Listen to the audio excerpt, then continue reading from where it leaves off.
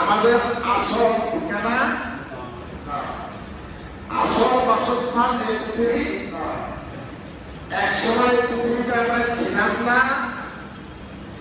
আসি নাই, আসতে পারি নাই, কাটানো হয়েছে, এসেছি।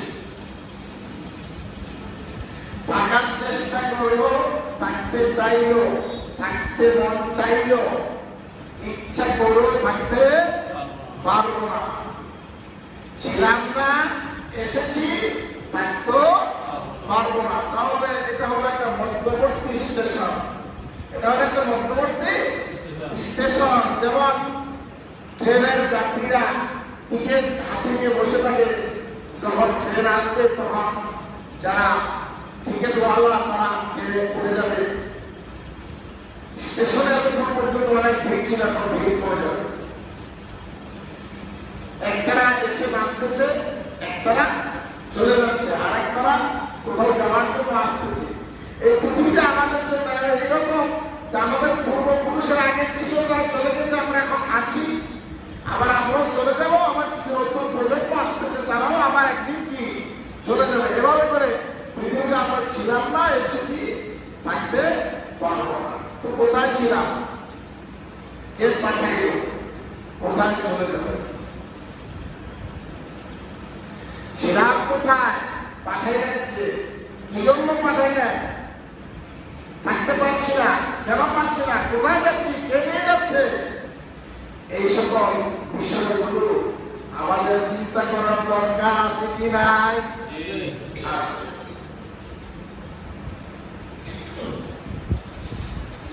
এই পৃথিবীটা আমাদেরকে যে পাঠিয়েছেন তিনি হল মহান রব্বুল আলামিন সুবহানাল্লাহ।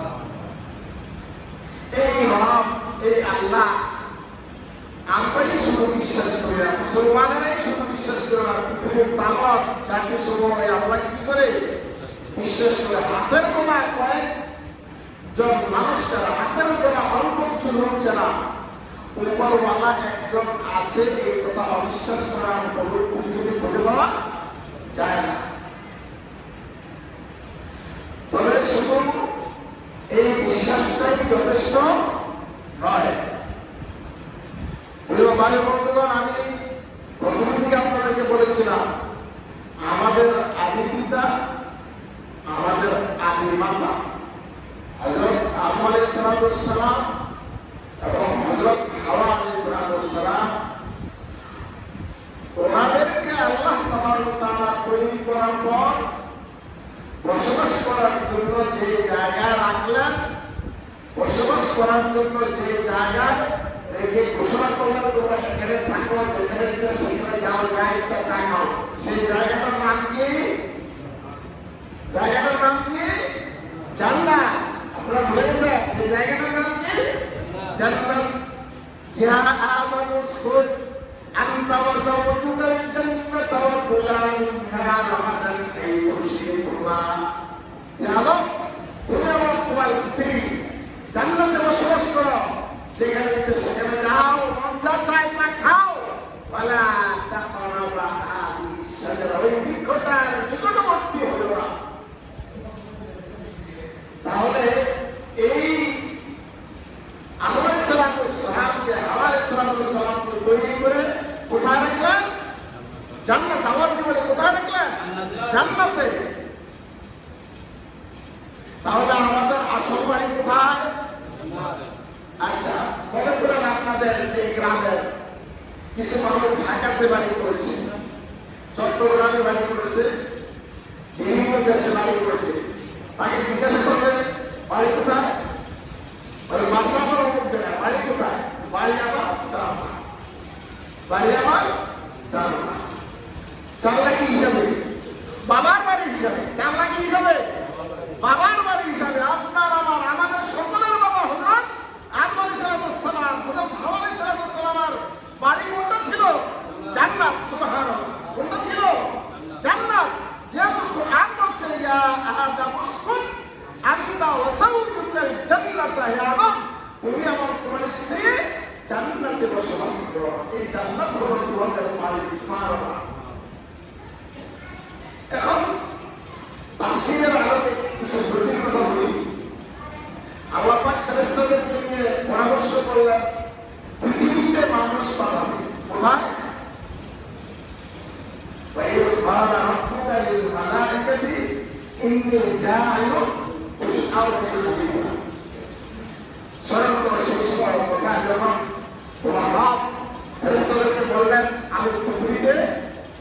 প্রতিনিধি পাঠাতে চাচ্ছি। এখন আল্লাহ পাক আমাকে তৈরি করার উদ্দেশ্য কোথায় পাঠাবো? কোথায় পাঠাবো? পৃথিবীতে। কোথায় পাঠাবো? কোথায় পাঠাবো? পৃথিবীতে। পাঠানোর উদ্দেশ্য হলো পৃথিবী। তৈরি করার পরে রাখলেন কোথায়? জান্নাতে। কথা বোঝার চেষ্টা করেন। তৈরি করার আগেই ফেরেশতাদের সমাবেশে ঘোষণা করলেন, আমি পৃথিবীতে আমার প্রতিনিধি পাঠাবো। এখন তৈরি করা হলো। তৈরি করার পর কোথায় রাখলেন? জান্নাতে। কথা কি উল্টা পাল্টা হয়ে গেল না? কথা উল্টা পাল্টা হয়ে গেল। উল্টা পাল্টা না, একটু বোঝার, একটু সমন্বয় করি। পৃথিবীতে পাঠাবে, পৃথিবীতে মানুষ উদ্দেশ্য সমাপর্যন্ত থাকবে, তা আল্লাহর পূর্ব পরিকল্পনা। পৃথিবীতে মানুষ যদি আল্লাহ তাআলাকে মেনে চলে, আল্লাহর ইবাদত বন্দেগী আল্লাহ পাক যেভাবে চান সেভাবে করে তার পাঠানো প্রেরিত রাসূলদের নবীদের মতামতে চলে, তাহলে তাদের জন্য পুরস্কার কোনটা হবে, তাদের আসল বাড়িটা কোনটা হবে, তাদের চিরস্থায়ী ঠিকানা কোনটা হবে, তাদের আরামের জায়গা, পুরস্কারের জায়গা কোনটা হবে, সেটা তাদের পূর্বপুরুষ প্রথম মানুষ আদম আলাইহিস সালামকে আল্লাহ পাক রব্বুল আলামিন পূর্বেই সেখানে রেখে দেখা দিলেন। সুবহানাল্লাহ। তাহলে আমাদের আসল বাড়ি কোথায়? জান্নাতে। এখন আমরা যেখানে আছি এটা মধ্যবর্তী স্টেশন, অন্তর্বর্তীকালীন একটা স্টেশন। কিছু সময় থাকতে ছিলাম না, আছি, ইচ্ছা করলে থাকতে পারবো না। কেন পাঠানো হলো পৃথিবীতে? আমাদেরকে পাঠানো হলো আল্লাহ পাক রব্বুল আলামিনের হুকুম আহকাম মেনে চলার জন্য। এই পৃথিবীর জীবনটা আমাদের একটা পরীক্ষা। পৃথিবীর জীবনটা আমাদের জন্য কি পরীক্ষা। বিসমিল্লাহির রাহমানির রাহিম। الذي خلق الموت والحياة ليبلوكم أيكم أحسن عملا। আল্লাহ তাআলা কোরআনে বলেছেন, الذي خلق الموت والحياة, তিনি সৃষ্টি করেছেন, মৃত্যু সৃষ্টি করেছেন, তিনি হায়াত সৃষ্টি করেছেন। লিয়াবলুয়াকুম আইয়ুকুম আহসানু আমালা, এই জন্য যে আমলের দিক থেকে কার আমলটা উত্তম এটা যাতে পরীক্ষা করতে পারে। সুবহানাল্লাহ। আল্লাহ রাব্বুল আলামিন এই পৃথিবীতে আমাদেরকে পাঠানোর উদ্দেশ্য হলো আমলের দিক থেকে কার আমলটা উত্তম আর কার আমলটা উত্তম নয়, নিকৃষ্ট, সেটা পরীক্ষা করার জন্যই পৃথিবীতে আমাদেরকে কি করা হয়েছে? পাঠানো হয়েছে। তাহলে আমরা এই পৃথিবীতে যে যত কাজ করি সকল কাজগুলোই আমল। সকল কাজগুলোই কি? সকল কাজগুলোই আমল। এই আমলটা হয়তো আমলের সলিহা, নাহলে আমলের সাইয়্যিআ। আমলটা হয়তো নেক আমল, আমলটা হয় কি? বদ আমল। আপনার আমলটা যদি নেক আমল না হয় থাকে, মধ্যবর্তী একটা জায়গা আছে, সেটা নেক না বদ না। সেটা কি? নেক না বদ না। এটাকে বলা মুবাহ। খুব অল্প কিছু বিষয় আছে মুবাহ। অল্প কিছু বিষয় ছাড়া হয়তো আপনি নেকে আছেন, না হলে আপনি বদে আছেন। আলহামদুলিল্লাহ। নেকে থাকলে আলহামদুলিল্লাহ আমার শুকরিয়া, আর বদে থাকলে সংশোধন হওয়ার দরকার আছে কি নাই ভাই? আমাদের মধ্যে ন্যাক বেশি না মদ বেশি? আমাদের সকল ন্যাক বেশি না মদ বেশি? এখন মদ ছাড়বো না ন্যাক ছাড়বো? ছাড়তেছি কি ন্যাক না বল? ছাড়তেছি ন্যাক। কারণ কি? কারণ একটাই, আমাদের পেছনে মিস্টার ইংলিশ সদা সর্বদা লাগা আছে। মিস্টার ইংলিশ সদা সর্বদা কি লাগা আছে। যখন আদম আলাইহিস সালামকে তৈরির পর আল্লাহ তাআলা সকল ফেরেশতাদেরকে সিজদা করার কথা বললেন, সমস্ত ফেরেশতারা সিজদা করলো। ফাসাদাল মালায়েকা কুল্লুহুম আজমাইন, সমস্ত ফেরেশতারা সিজদা করলো ইল্লা ইবলিস। ইবলিস ব্যতীত সিজদা করলো না কে? ইবলিস। আল্লাহ পাক রব্বুল আলামিন ইবলিসকে জিজ্ঞাসা করলেন, ক্বালা মা মানাআকা আন তাসজুদা ইয আমারতুকা। হে ইবলিস, আমি যখন আদেশ করলাম আদমকে সিজদা করার জন্য, মানা আঁকা তোমাকে মানাটা করলো, সিজদা করতে তোমাকে মানা করলো, তোমাকে নিষেধ করলো। তখন ইবলিস কি বললো? আনা খায়রুম মিনহু খালাকতানি মিন নারি ওয়া খালাকতাহু মিন তিন। আমি আদমকে কেন সিজদা করব? আদমকে তুমি তৈরি করছো মাটি দিয়ে, আর আমাকে তৈরি করছো আগুন দিয়ে। কথা বলেন, আদমকে তৈরি করেছো তুমি কি দিয়ে? মাটি দিয়ে। আর আমাকে তৈরি করেছো তুমি আগুন দিয়ে। আমি আগুনের তৈরি হয়ে মাটির তৈরি আদমকে কেন সিজদা করবো? সে সেটা অহংকার করলো, গর্ব করলো। আমাদের মাঝে এইরকম গর্ব করাওয়ালা মানুষ আছে কি না? আমার বলবো না, আমাদের মধ্যে এরকম গর্ব করা মানুষ আছে কি নাই? আছে। একটু সম্পদ হয়ে গেছে, টাকা পয়সা হয়ে গেছে, আমার চেয়ে বড় গেলে, একটু ক্ষমতা হয়ে গেছে, আমার চেয়ে বড়কে, একটু স্বাস্থ্য সুস্থ মোটা সোটা সব গায়ে শক্তি আছে, আমার চেয়ে বড়কে, একটু মান সম্মান ইজ্জত হয়ে গেছে, পদ পদবি হয়ে গেছে, আমার চেয়ে বড়কে। এরকম লোক আছে কি নাই? মনে করবেন সাক্ষাৎ ইবলিস, মনে করবেন কি সাক্ষাৎ ইবলিস। কারণ ইবলিসের জীবনে কয়টা অহংকার করছে? ইবলিসের জীবনে কয়টা অহংকার করছে? একটা অহংকার করেছে যে আদম মাটির তৈরি, আমি আদমের তৈরি, আমি খায়রুম মিনহু, তার থেকে ভালো। এই কথাটা শুধু সে বলছে যে আমি তার থেকে কি ভালো। আল্লাহ তুমি তাকে তৈরি করো মাটি দিয়া, আর আমাকে তৈরি করো আগুন দিয়া, আমি তার থেকে ভালো, আমি তাকে সাথে করতে যাবো না। এই কারণে ইংলিশ কি হয়ে গেল? ইংলিশ হয়ে গেল। সে সম্মানিত ব্যক্তি ছিল, সে কি হয়ে গেল? ইংলিশ হয়ে গেল। আল্লাহ পাক বলে আমি তাকে কাপ্পারা দিয়া, সে সেখানে অহংকার করলো, গর্ব করলো। ফাখরুজ মিনহা, আমি অর্ডার করলাম বের হয়ে যাও এখান থেকে। ইন্নাকা রাজিম, তুমি বিতাড়িত বলতো। আমরা সকলে বলি আউযু বিল্লাহি মিনাশ শাইতানির। আল্লাহ কেন আল্লাহ পাক বলছেন ইন্নাকা রাজিম, আমরা বলি আউযু বিল্লাহি মিনাশ শাইতানির রাজিম। আল্লাহ পাক ওইখানে জান্নাত থেকে বলেছিল ইন্নাকা রাজিম ফাখরুজ মিনহা, এখান থেকে বের হয়ে যাও। ইন্নাকা রাজিম, তুমি বিতাড়িত বলতো। আর আমরা আগে বলি আউযু বিল্লাহি মিনাশ শাইতানির রাজিম। এই লানত কিয়ামত পর্যন্ত, আসলে ময়দান পর্যন্ত আল্লাহ পাকের পক্ষ থেকে শয়তানের বলে ইবলিসের উপর চলতে থাকবে। এই যে অহংকার, এই যে গর্ব আমাদের মধ্যে আছে কি নাই ভাই? থাকলে রাখা যাবে না, দূর করতে হবে। এই অহংকার রাখা যাবে না, দূর করতে হবে, দূর করতে হবে। অহংকার দূর হবে কি করলে? আমার মূল আলোচনা থেকে 5 থেকে এসে গেছি, মূল আলোচনা যাবো। অহংকার দূর করার জন্য প্রথমটা হলো সালাম। প্রথম কাম কি? সালাম। প্রথম কাম কি? সালাম। আর মনের সাথে যুদ্ধ করা।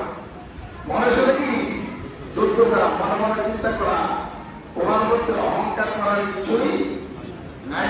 তুমি একটা ভালো জিনিস খাও, 3 ঘন্টা 5 ঘন্টা পরে ভালো জিনিসটাকে এমন বন্ধ জিনিসে পরিণত করে বের করে দাও, যেটার দিকে তাকানো যায় না। ভালো জিনিসটাকে আপেল, আনারস, আপেল, আনারস, আঙ্গুর, কত ধরনের ফল ফ্রুট তুমি খাও, কিন্তু তুমি খাওয়ার পরে ভালো জিনিস খাইলা 3 ঘন্টা 4 ঘন্টা 6 ঘন্টা পরে খুব মন্দ জিনিসে পরিণত করে ফেলে দিলা।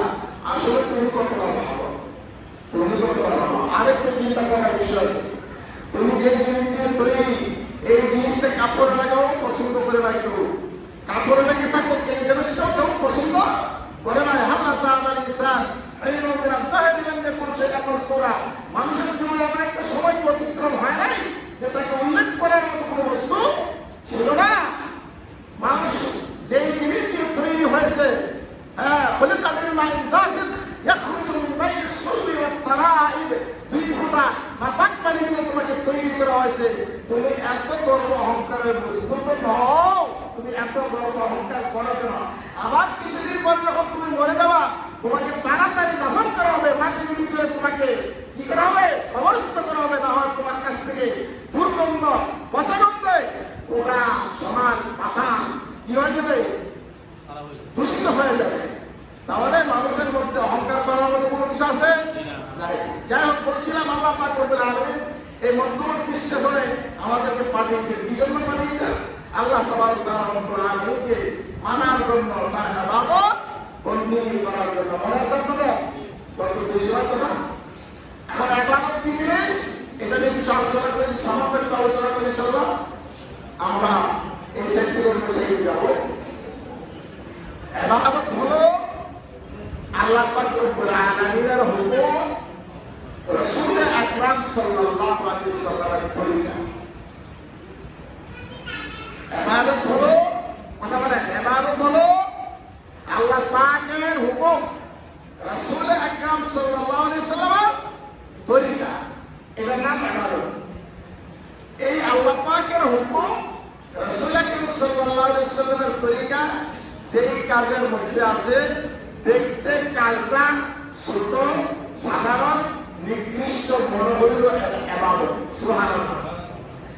আর এখানের মধ্যে আল্লাহর হুকুম, রাসূলের তরিকা অনুপস্থিত থাকে, দেখতে ইবাদত হইল, এটা শয়তানি। নাউযুবিল্লাহ। একজন মানুষ নামাজ পড়তেছে, কি করতেছে?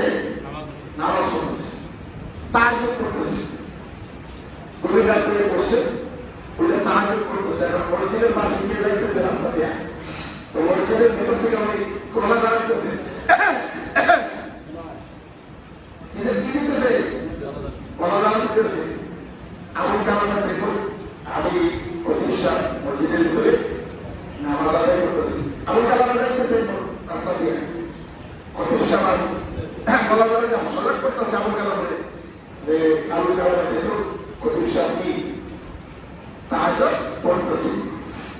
এখন এই যে তাহাজ্জুদ পড়া হলো, এটা কি ইবাদত হইল?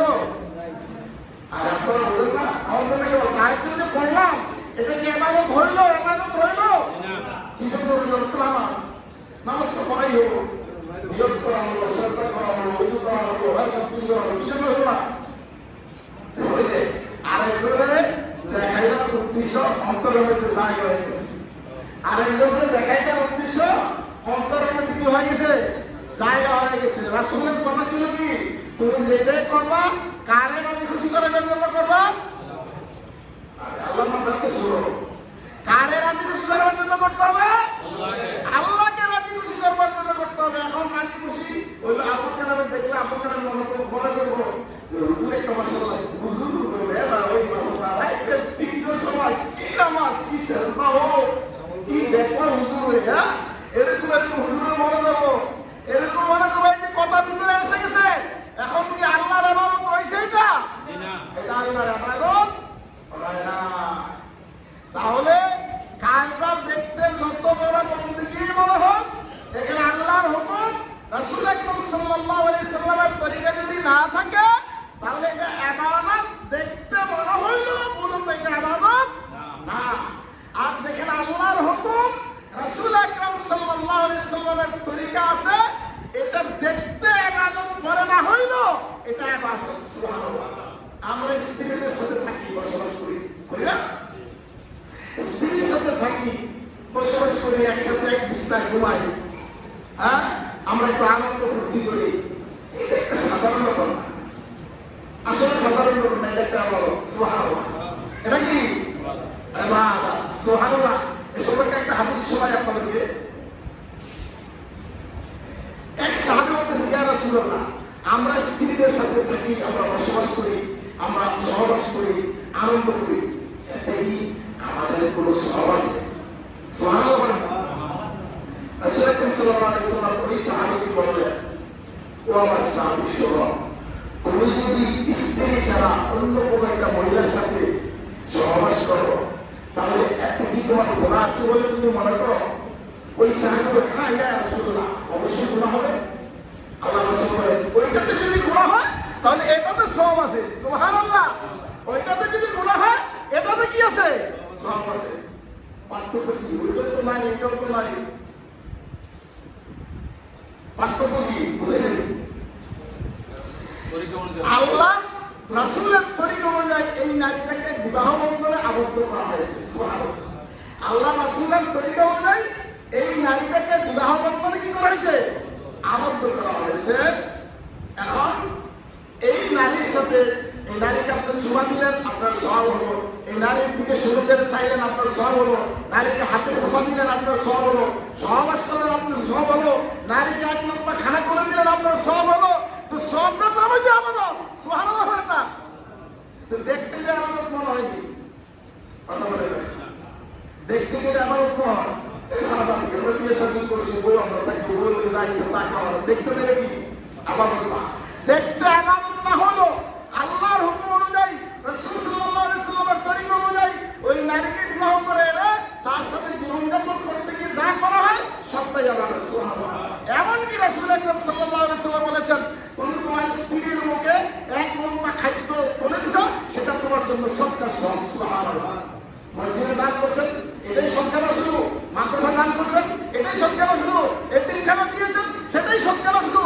স্ত্রীর খুশির জন্য স্ত্রীর হাতে 500 টাকা দিয়েছেন, 200 টাকা দিয়েছেন, এক লোকমা খাদ্য তুলে দিয়েছেন, একটা আঙ্গুল তুলে দিয়েছেন, এক টুকরা আপেল তুলে দিয়েছেন, একটা কমলা হাতে তুলে দিয়েছেন, এটাও সৎকা। আল্লাহ রাসূল সাল্লাল্লাহু আলাইহি ওয়াসাল্লাম বলেন সুবহানাল্লাহ। তাহলে বোঝা গেল আল্লাহর হুকুম, রাসূল আকরাম সাল্লাল্লাহু আলাইহি ওয়াসাল্লামের তরিকা অনুযায়ী সেই কাজটাই করা হোক না কেন সেইটাই আমাদের, সেটাই সব। এখন বলেন ভাই, আমরা সব উপসংহারে চলে আসতেছি। আল্লাহর হুকুম জীবনের কোন ক্ষেত্রে নাই? এরকম একটা ক্ষেত্র আমার মানুষ করে দেওয়ার মতো মানুষ এখানে আসেনি। কোন ক্ষেত্রে আল্লাহর হুকুম নাই, আল্লাহ হুকুম দিয়েছেন, আল্লাহ বলে গেছে। এই ক্ষেত্রে অর্থনীতিটা কেমনে চলবো এই কথাটা আল্লাহ বলে গেছে। আল্লাহ কোরআনে অর্থনীতি সম্পর্কে কোনো আয়াত দিচ্ছে না, এরকম আছে। আচ্ছা, সমাজনীতিটা কেমন হবো, বিচার আচার মেল মিটিং কেমনে হবো, এইটাও আল্লাহ বলে গেছে। এইটার হুকুম আল্লাহ দিচ্ছে না, এরকম আছে। আমরা হুজুরে বর্তমান সমাজে অনেক মানুষ হুজুরের দুনিয়ার দরকার, তারা মেল মিটিংটা বসে আছে না, আছে না? কথা বলে না কেন? আরে হুজুরের কি মেল মিটিং করবো? এই করতে আমরা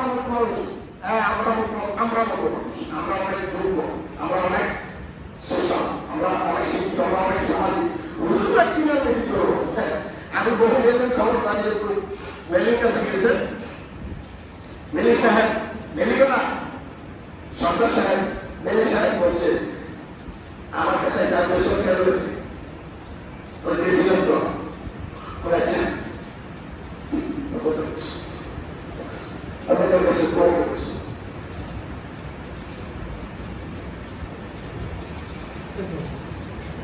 আসেনি, আসেনি কথা বলেন না কেন? আসেনি